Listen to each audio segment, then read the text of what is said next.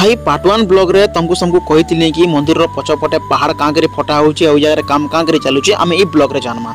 ई तुम सीढ़ी देखुछ ई पाँव चढ़ी तुम ये ऊपर के आसब तो ऊपर पहाड़ ऊपर जगन्नाथ महाप्रभु मंदिर अच्छे। महाप्रभु ई जगह रहसन और रथ टाइम रे महाप्रभु इनु तलके नेसन पहंटी करी तापर रथ रे बसासन तापर महाप्रभु तांकर माउसी घर के जासन।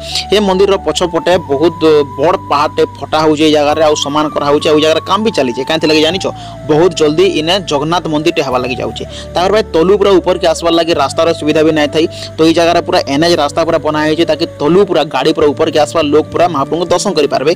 बहुत सुंदर व्यू भी इनू अच्छे।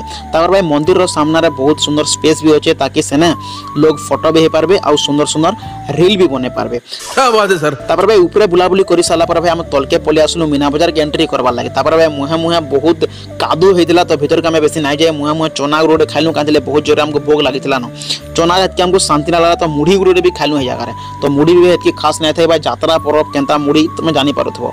तापर भाई घर के आसला के रास्ता रे भाई गोटे जगह पहंडी चलता महाप्रभु को लेकिन रथ रे बसौथिले।